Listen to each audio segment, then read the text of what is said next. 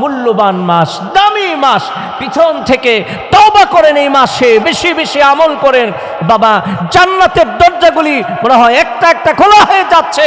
রজব এসেছে, শাবান আসতেছে, মাহে রমজান আমাদের একদম সাথে কাছে। আল্লাহ পাক জান্নাতের কপাটগুলি খুলে দিচ্ছে, সুবহানাল্লাহ। কিন্তু আল্লাহ কত মেহেরবান, আল্লাহর কত দয়া। আল্লাহ আমাদেরকে মায়ের জন্য, বাবার জন্য দামি মূল্যবান হীরা মণি মুক্তা থেকে বেশি দামি দোয়া আল্লাহ শিখাই দিছে। পড়তে দেরি মায়ের কবরে আযাব থাকলে আযাব বন্ধ হইতে দেরি হবে না। ভাইয়ের আমার, রজব মাস চলে এসেছি। আম্মা আব্বার জন্য ইচ্ছে করলে, মা কবরে বাবা কবরে, ইচ্ছা করলে একটা রোজা যদি রাখেন, একদিন যদি খাস করে তার জন্য আমল করেন, আর এটা যদি সওয়াব যদি বকশায়া দেন, সওয়াব যদি মা বাবার কবরে দিয়ে দেন, আল্লাহর কাছে ফরিয়াদ করেন, রব্বুল আলামিন মায়ের জন্য বাবার জন্য কিছুই তো করতে পারলাম না, ও আমার আল্লাহ, রজব মাসের একটা রোজা, একদিনের আমল মায়ের জন্য বাবার জন্য সদকা করে দিলাম।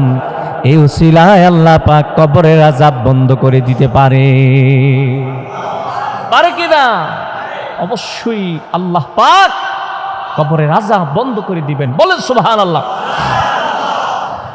সম্মানিত হাজিরিন আমার, বিভিন্ন জায়গায় বিভিন্ন মানুষেরা আমল করে, বিভিন্ন দেশে বিভিন্ন ওলি আল্লাহরা পিছনে আমল করেছে, তারা অনেক ফজিলত পেয়েছে, তারা অনেক ফায়দা পেয়েছে, লাভ পেয়েছে। কিতাবের মধ্যে এসেছে, বাইতুল মুকাদ্দাসে একটা মহিলা ছিল, নারী ছিল, খুব আবেদা সালেহা। সে বেশি তেমন কিছু আমল করত না। রজব মাস আসলে প্রতিদিন সূরা ইখলাস 20 বার পড়তো। কতবার? রজব মাসে প্রতিদিন সূরা ইখলাস পড়তো 20 বার। কুল হুয়াল্লাহ সূরা চিনেন না? পারেন না? এই সূরার মধ্যে তো এমনি ফজিলত অনেক বেশি। আল্লাহর রাসূল বলেছেন, মান ক্বারা বিকুল হুয়াল্লাহু আহাদ ফাকান্নামা ক্বারা বিসুলুসিল কোরআন। কোন মানুষ যদি কুল হুয়াল্লাহ সূরা একবার পড়ে, আল্লাহ পাক তাকে এক কোরআন খতমের 3 ভাগের 1 ভাগের সওয়াব দেয়। আর যদি কোনো মানুষ 3 বার পড়ে, আল্লাহ পাক পুরা কোরআন খতমের সওয়াব তার আমলনামায় লিখে দেয়। এই রজব মাসের প্রতিদিন সেই 20টি বার, 1000 বার না, 500 বার না, 100 বার না, 20 বার আপনি এর চেয়ে বেশিও পড়তে পারেন। কারণ বেশি পড়লে বেশি সওয়াব পাবেন। আপনি আশ্চর্য হয়ে যাবেন, মাত্র 20 বার সূরা ইখলাস পড়ে কত ফজিলত পেয়েছে। এই রজব মাসে তার মৃত্যু হয়ে গেছে। রজবের সাথে তার একটা ভালোবাসা, একটা প্রীতি হয়ে গিয়েছিল। সুবহানাল্লাহ। প্রতিদিন 20 বার সূরা ইখলাস পড়েছে। রজব মাস শেষ হতে পারে নাই। এই রজব মাসে তার মৃত্যু হয়েছে, ইন্তিকাল হয়েছে। সে তার ছেলে মেয়েগুলির ডাক দিয়েছে, বাবা মা এদিকে আসো, সবাইকে কাছে টেনে নিয়ে ইন্তেকালের আগে, মরণের আগে ওসিয়ত নসিহত করেছে। বাবা ছেলেটাকে বলেছে, তোমার কাছে অনুরোধ, তোমার কাছে আমি ওসিয়ত করছি, আমার ইন্তেকালের পরে আমার যে পুরান জামা কাপড়গুলি আছে, এই জামা কাপড়গুলি দিয়ে আমাকে দাফন করবা। সুবহানাল্লাহ। কোন মায়ের কথা তো রাখা লাগে। ঠিক আছে মা, আপনার কথাটা রাখবো। আমি আপনাকে যেই কাপড়ে আপনি মারা যাবেন, ওই কাপড়ে আপনাকে আমি দাফন করে দিব। কিন্তু আমার ভাইয়েরা ইন্তেকালের পরে ছেলে চিন্তা করলো, আমার কি টাকা কম আছে নাকি? পয়সা তো কম নাই, আল্লাহ তো অনেক দিয়েছে। মা বাবা আমাদের জন্য অনেক পরিশ্রম করেছে। মা নাইলে কইছে, মা নাইলে বলছে, কিন্তু মনে মানায় নাই।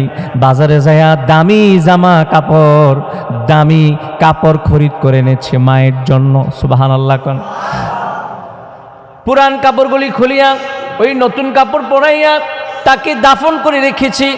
গভীর রজনী, গভীর রাত হয়ে গেছে।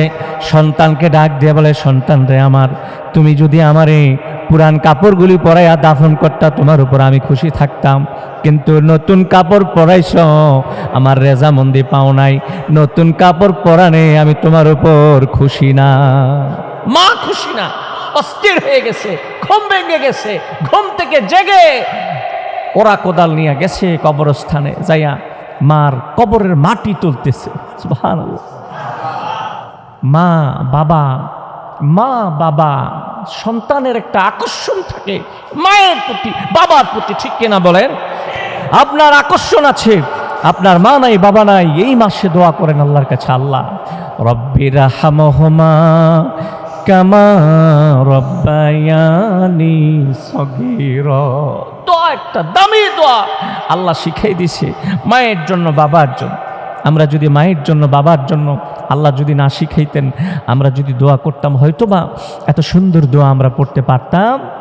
কিন্তু আল্লাহ কত মেহেরবান, আল্লাহর কত দয়া, আল্লাহ আমাদেরকে মায়ের জন্য বাবার জন্য দামি মূল্যবান হীরা মণি মুক্তা থেকে বেশি দামি দোয়া আল্লাহ শিখাই দিছে। পড়তে দেরি মায়ের কবরে আযাব থাকলে আযাব বন্ধ হইতে দেরি হবে না।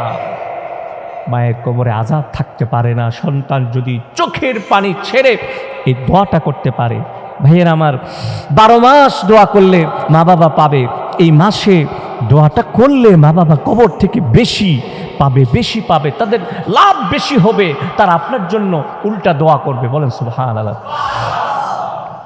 মা ছেলেটাকে ডাক দিয়ে বলে, বাবা তোমাকে না বলছি পুরাতন কাপড় যেটা আমার গায়ে ছিল এগুলি পরে আমাকে দাফন করবা, তুমি কি করলা, তুমি আমার কথাটা রাখতে পারলা না।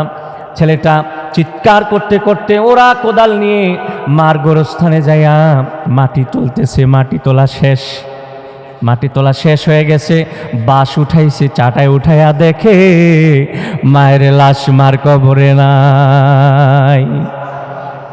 চিৎকার করে কাঁদতেছে, কে আছো দুনিয়ার মানুষেরা, আমার মায়ের লাশ কবরে নাই, কে যেন আমার মায়ের লাশ কবর থেকে উধাও করে দিয়েছে। চিৎকার করতেছে। এমন সময় গায়েবে আওয়াজ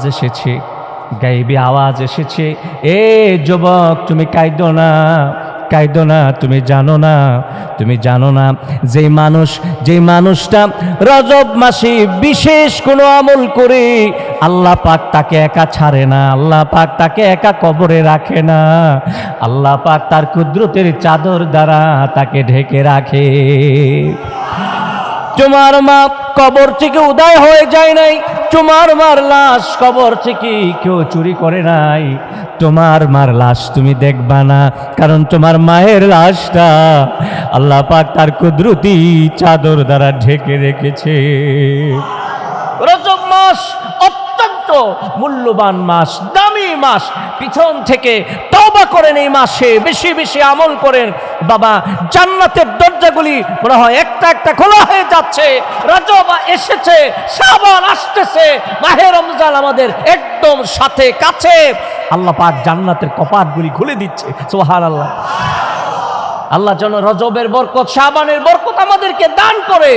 আল্লাহ যেন কবরের আযাব বন্ধ করে দেয়। সারা পৃথিবীতে যত নর নারী মুসলমান শুয়ে আছে, আল্লাহ যেন সব কবরস্থান, গোরস্থান, যে যেখানে শুয়ে আছে সমস্ত কবরগুলি যেন জান্নাতের টুকরা বানিয়ে দেয়। বলেন আমিন।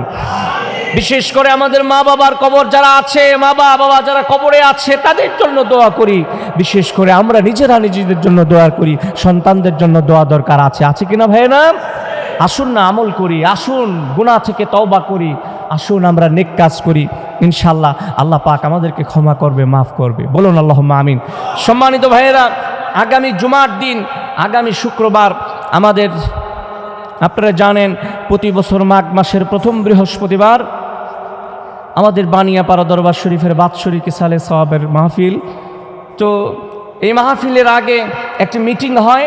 ইনশাআল্লাহ আগামী জুমার দিন আমাদের এই মাহফিলের মিটিং, ইন্তেজামিয়া কমিটির মিটিং হবে। আপনাদের সকলকে দাওয়াত দিলাম, আপনারা সকলে আসবেন ইনশাআল্লাহ। ওয়া মা আলাইনা ইল্লাল বালাগ। আসসালামু আলাইকুম ওয়া রাহমাতুল্লাহ।